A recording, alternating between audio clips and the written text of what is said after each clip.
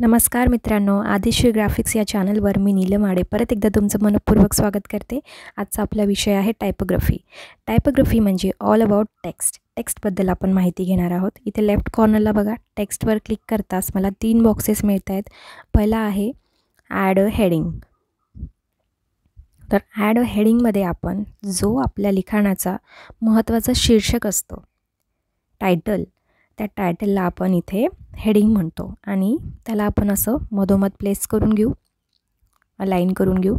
त्याला जेव्हा आपण डिसिलेक्ट करू, आता तो सिलेक्टेड आहे, बाहेर क्लिक केलं की तो डिसिलेक्ट झाला. परत सिलेक्ट करून त्यामध्ये सरळ जे पाहिजे आपण ते टायटल लिहू शकतो. मी लिहिते वेलकम. याचा साईज थोडा मोठा करूया, मधोमध प्लेस करू. नेक्स्ट बॉक्स आहे add a sub heading. Sub heading म्हणजे टायटलपेक्षा थोडा कमी महत्त्वाचा. तर त्याला आपण त्याच्या खाली प्लेस करायचं आणि त्याचा साईज देखील आपण थोडा कमी ठेवायचा, कारण की आपल्याला टायटलला हायलाईट करायचं आहे. To my channel, welcome to my channel. Next जो बॉक्स आहे तिसरा, त्याला म्हणतो आपण कॅनव्हाच्या भाषेत बॉडी टेक्स्ट. बॉडी टेक्स्ट म्हणजे काय, तर हेडिंग आणि सब हेडिंगच्या अंतर्गत तुम्हाला जे कन्वे करायचा मेसेज आहे, जे मुद्दे आहेत महत्त्वाचे, ते मुद्दे तुम्ही इथे लिहू शकता. त्याला आपण म्हणजे जे काही मजकूर आहे तो इथे आपण लिहायचा असतो. कुठल्याही डिझाईनला सक्सेसफुल करण्यासाठी टेक्स्टचा व्यवस्थितरित्या वापर केला तर ती डिझाईन परफेक्ट मानली जाते. तर इथे मी लिहिते, it is a Canva graphic tutorial. It is a beginners tutorial in Marathi. टेक्स्टचा हे सगळे भाग जर आपलं मेसेज ऑडियन्सपर्यंत कन्वे करत असतील तर ती डिझाईन चांगली मानली जाते. तर इथे टूल बार्समध्ये आपण पहिल्या बॉक्सवर क्लिक करताच आपल्याला भरपूर फॉन्ट स्टाईल्स मिळतात. आपल्या टायटलसाठी आपल्याला बोल्ड फॉन्ट हवा आहे, तर तिथे बोल्डमध्ये देखील भरपूर ऑप्शन्स आहेत. एखादा आपण सिलेक्ट करूया. हा लंडन फॉन्ट मी सिलेक्ट केला कारण तो बोल्ड आहे, तो माझ्या टायटलला स्पष्ट दाखवतो आहे. सब हेडिंगसाठी देखील आपण असाच थोडा कमी बोल्ड, हा बरा वाटतो आहे मला, तर मी हा फॉन्ट सिलेक्ट केला. आता राहिलं बॉडी टेक्स्ट.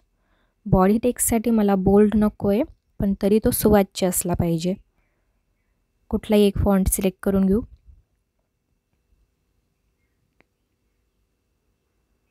क्लिक करताच तो त्यावर अप्लाय होऊन जाणार आणि इथे आपण त्याची व्यवस्थित प्लेसमेंट करून घेऊया. आपल्याला टेक्स्टमध्ये टायटलला हायलाईट करायचं आहे. तर नेक्स्ट आहे प्लस आणि मायनसचे हे जे काही साईन्स आहेत ते आहेत फॉन्ट साईज कमी जास्त करण्यासाठी. मायनसवर क्लिक कराल तर फॉन्ट साईज लहान होईल आणि प्लसवर केलं तर मोठी होईल. नेक्स्ट ए बटन म्हणजे कलर असतो टेक्स्टचा. तर वेगवेगळे कलर आपण निवडून घेऊया आपल्या टेक्स्टला हायलाईट करण्यासाठी, त्यांना छान छान दाखवण्यासाठी. तर हा लाल रंग मी निवडला आहे. साईज थोडं मोठं करून घेऊ म्हणजे ते स्पष्ट दिसेल. तर मध्ये मध्ये जे ह्या पिंक लाईन्स येतात ना, तर कॅनव्हा आपल्याला गाईड करतो की तुम्ही तुमचं टेक्स्ट असं मधोमध व्यवस्थित प्लेस करा. अलाइनमेंट एक दुसऱ्याशी व्यवस्थित आहे की नाही, प्रॉपर ते अरेंज केलेले आहेत की नाही, फक्त या लाईन्सला आपल्याला फॉलो करायचं असतं. थोडा जो जास्तचा निघालेला भाग असतो आपल्या बॉक्सचा, त्याला आपण तुम्ही व्यवस्थित ॲडजस्ट करू शकता. तर मी व्यवस्थितरित्या प्लेस केला आहे. आता पुढचे आयकन्स बघूया. बोल्ड आणि इटालियन हे इथे सध्या इनॅक्टिव्ह आहे. आपण दुसरा बॉडी टेक्स्ट घेऊन बघू, त्यावरती अप्लाय करून बघू.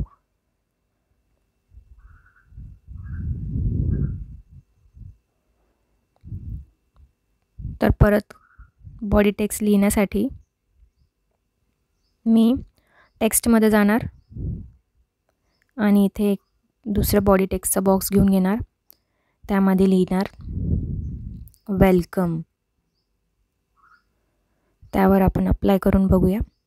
जसं मी बीवर क्लिक केलं तर तो असतो बोल्ड.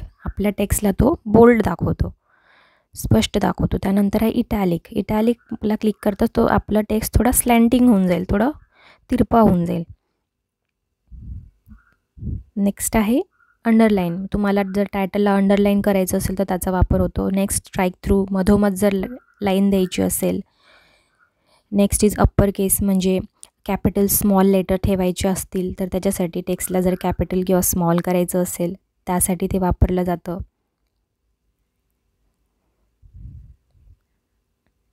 आता या सगळ्यांना आपण एकत्रित ग्रुप करून घेऊया, म्हणजे मूव्ह करायला सोपं होईल.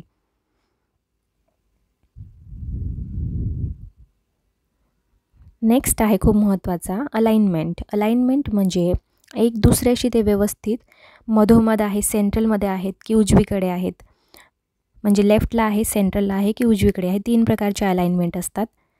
तर आपण बॉडी टेक्स्टवर करून बघूया. बघा, ही सेंट्रल अलाइनमेंट आहे कारण ती मधोमध आहे. ही झाली लेफ्ट आणि एक असतं राईट. तर जास्त करून आपण लेफ्ट अलाइनमेंटचा वापर करतो. अलाइनमेंटच्याच बाजूला आहे नेक्स्ट ऑप्शन, तो आहे लिस्ट. म्हणजे जर तुमचे 4-5 मुद्दे असतील, एकापेक्षा जास्त मुद्दे, त्याला नंबरिंग करण्यासाठी. Next is spacing. स्पेसिंगमध्ये 2 आहेत, letter spacing and line spacing हे प्रकार. लेटर स्पेसिंग म्हणजे 2 लेटर्सच्या मधली गॅप आणि लाईन स्पेसिंग म्हणजे 2-3 ओळींच्या मधली गॅप वाढवण्यासाठी. हे बघा, कमी जास्त करू शकतो आपण त्याला.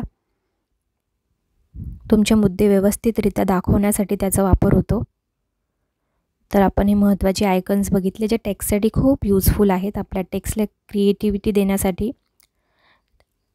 त्यांना आकर्षक दाखवण्यासाठी. आता आपण जेव्हा टेक्स्टच्या खाली स्क्रोल करत जाणार तेव्हा इथे काही फॉन्ट कॉम्बिनेशन्स आहेत. हे फॉन्ट कॉम्बिनेशन्स कॅनवाच्या प्रोफेशनल्सनी बनवलेले आहेत. तर हे फार युजफुल आहेत त्या लोकांसाठी ज्यांना इतक्या फॉन्ट ऑप्शनमधून कोणतं फॉन्ट सिलेक्ट करायचं ते समजत नसेल. तर इथले तुम्ही ऑलरेडी बनलेले हे जे कॉम्बिनेशन्स आहेत हे आपल्या डिझाईनसाठी वापरू शकता. कारण आपल्याला कळत नाही की कुठला फॉन्ट कुठल्या फॉन्ट स्टाईलबरोबर व्यवस्थितरित्या मॅच होईल. तर इथे यांनी 2 वेगवेगळ्या प्रकारचे फॉन्टला बघा ग्रुप केलेला आहे. त्यांना जेव्हा अनग्रुप करतो तेव्हा आपल्याला दिसतं आहे की एक बोल्ड फॉन्ट आहे आणि एक त्यापेक्षा थोडा लहान साईजचा फॉन्ट आहे. एक कर्सिवमध्ये आहे आणि एक साधा फॉन्ट आहे. त्यांनी सोबत ग्रुप केलेला आहे. जर आपल्याला आपल्या डिझाईनसाठी कळत नसेल की कुठले फॉन्ट्स घ्यायचे नेमके, तर तुम्ही सिम्पली इथे येऊन हे फॉन्ट्स आपल्या डिझाईनसाठी वापरू शकता किंवा त्यामधनं आयडियाज घेऊ शकता तुमच्या नेक्स्ट डिझाईनसाठी. तर बघा, इथले काही फॉन्ट कॉम्बिनेशन्स मी घेतलेत आणि हे एडिटेबल आहेत, म्हणजे त्यावर क्लिक करून तुम्ही त्यांना आपल्या मनाप्रमाणे एडिट करू शकता. तिथे आपण जे लिहायचे ते लिहू शकतो. यांना मी अनग्रुप करते. बघा, हे 2 फॉन्ट्स आहेत. त्यांची नावं देखील इथे आपल्याला फॉन्टच्या बॉक्समध्ये दिसत आहे. त्यांची नावं पण तुम्ही जर कॉपी करून लिहून घेतली तर तुम्ही नेक्स्ट डिझाईनला ती वापरू शकता. आता इथे मी लिहिते आहे आदिश्री, तर तो त्या स्टाईलमध्ये तिथे लिहिला गेला आहे ज्या फॉन्टचं ते नाव आहे. इथे लिहिणार मी ग्राफिक्स. तर हे एडिटेबल आहेत, आपण त्यांना आपल्या सोयीनुसार एडिट करू शकतो. सिम्पली इथनं घ्यायचे आणि आपल्या डिझाईनमध्ये ते वापरायचे. बरीच फॉन्ट कॉम्बिनेशन्स आहेत. हा खूप महत्त्वाचा युजफुल सेक्शन आहे. तुम्ही एक्सप्लोर करू शकता. तुमच्या डिझाईनला जो फॉन्ट स्टाईल हवा आहे, जो कलर हवा आहे तो तुम्ही इथे निवडू शकता. तर आज आपण बघितलं हेडिंग, सब हेडिंग आणि बॉडी टेक्स्ट म्हणजे काय, त्यांचा वापर कसा करायचा, त्यांना अलाइन कसं करायचं, स्पेसिंग, नंबरिंग आणि त्यांचे साईज, कलर कसे वाढवायचे, कसे कमी करायचे, हे सगळे आयकन्स आपण आज बघून घेतले. स्पेसिंग म्हणजे काय, त्यानंतर आपण फॉन्ट कॉम्बिनेशन्स बघितले आहेत.